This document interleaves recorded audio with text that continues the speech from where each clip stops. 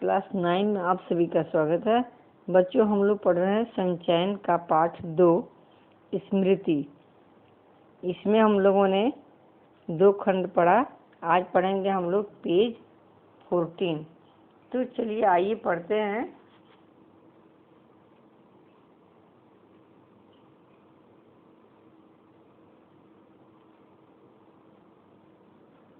हमने यहाँ तक पढ़ा था कि नीचे गिरी और सांप ने फूंक करके उस पर मुंह मारा।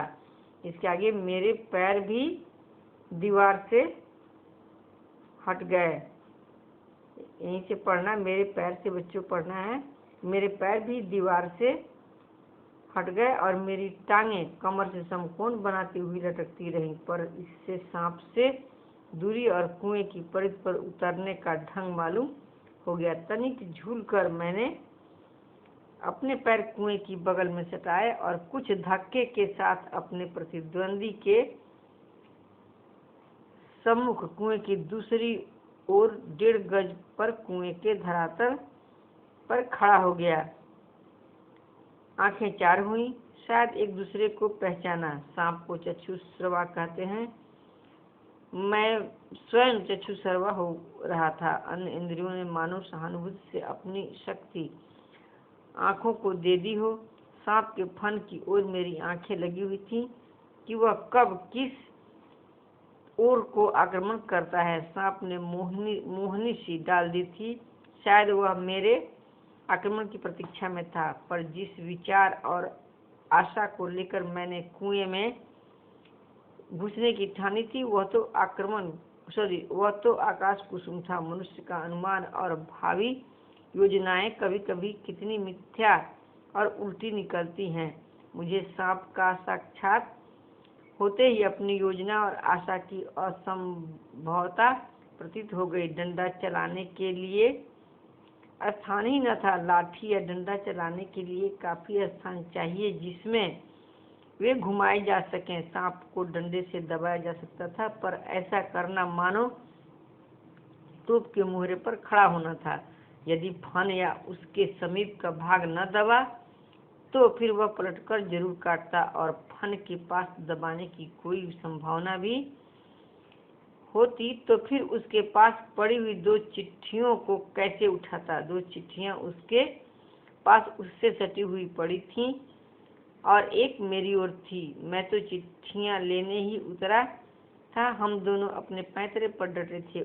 उस आसन पर खड़े खड़े मुझे 4-5 मिनट हो गए। दोनों ओर से मोर्चे पड़े हुए थे, पर मेरा मोर्चा कमजोर था। कहीं सांप मुझ पर झपट पड़ता तो मैं यदि बहुत करता तो उसे पकड़कर कुचलकर मार देता, पर वह जो अचूक तरल विष मेरे शरीर में पहुंचा ही देता और अपने साथ साथ मुझे भी ले जाता। अब तक सांप ने वार न किया था, इसलिए मैंने भी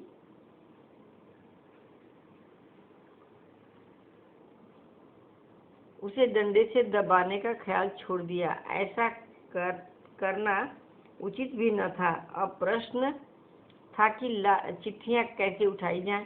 बस एक सूरत थी, डंडे से सांप की ओर से चिट्ठियों को सरकाया जाए। यदि सांप टूट पड़ा तो कोई चारा न था। कुर्ता था और कोई कपड़ा न था जिसे सांप के मुंह की ओर करके उसके फन को पकड़ लूं। मारना या बिल्कुल छेड़खानी न करना, ये 2 मार्ग थे। सो पहला मेरी शक्ति के बाहर था। बाध्य होकर दूसरे मार्ग का अवलंबन करना पड़ा।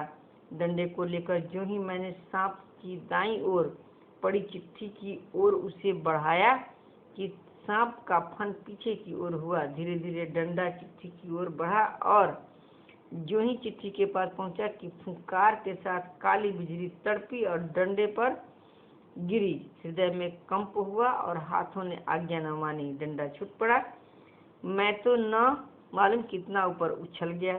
जानबूझकर नहीं, यूं ही बिदक कर उछलकर जो खड़ा हुआ तो देखा डंडे के सिर पर 3-4 स्थानों पर पीप सा कुछ लगा हुआ है। वह विष था। सांप ने मानो अपनी शक्ति का सर्टिफिकेट सामने रख दिया था, पर मैं तो उसकी योग्यता का पहले ही से कायल था। उस सर्टिफिकेट की जरूरत न थी। सांप ने लगातार फूंक फूंक करके डंडे पर 3-4 चोटें की। चोटें की। वह डंडा पहली बार इस भांति अपमानित हुआ था, या शायद वह सांप का उपहास कर रहा था। उधर ऊपर फूं फूं और मेरे उछलने और फिर वहीं धमाके से खड़े होने से छोटे भाई ने समझा कि मेरा कार्य समाप्त हो गया और बंधुत्व का नाता फूं फूं और धमाके में टूट गया। उसने ख्याल किया कि सांप के काटने से मैं गिर गया। मेरे कष्ट और विरह के ख्याल से उसके कोमल हृदय को धक्का लगा। भ्रातृ स्नेह के ताने बाने को चोट लगी, उसकी चीख निकल गई। छोटे भाई की आशंका बेजा न थी, पर उस फूं और धमाके से मेरा साहस कुछ बढ़ गया। दोबारा फिर उसी प्रकार लिफाफे को उठाने की चेष्टा की। अब की बार सांप ने वार भी किया और डंडे से चिपट भी गया। डंडा हाथ से छूटा तो नहीं, पर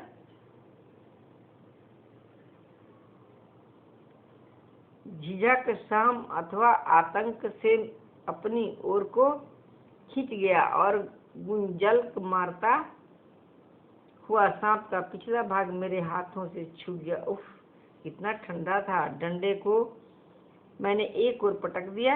यदि कहीं उसका दूसरा वार पहले होता तो उछलकर मैं सांप पर गिरता और न बचता। लेकिन जब जीवन होता है तब हजारों ढंग बचने के निकल आते हैं। वह दैवी कृपा थी। डंडे के मेरी ओर खींच आने से मेरे और सांप के आसन बदल गए। मैंने तुरंत ही लिफाफे और पोस्टकार्ड चुन लिए, चिट्ठियों को धोती के छोर में बांध दिया और छोटे भाई ने उन्हें ऊपर खींच लिया। धन्यवाद बच्चों। अब हम दूसरे दिन पढ़ेंगे। आप भी पढ़िए। और मैंने 3 प्रश्न दे दिए हैं आप लोगों को बनाने। जितना हम लोगों ने पढ़ा है उसी के अंदर के वे प्रश्न हैं। उम्मीद है आपको उत्तर खोजने में कोई दिक्कत नहीं होगी। बना लीजिएगा। धन्यवाद।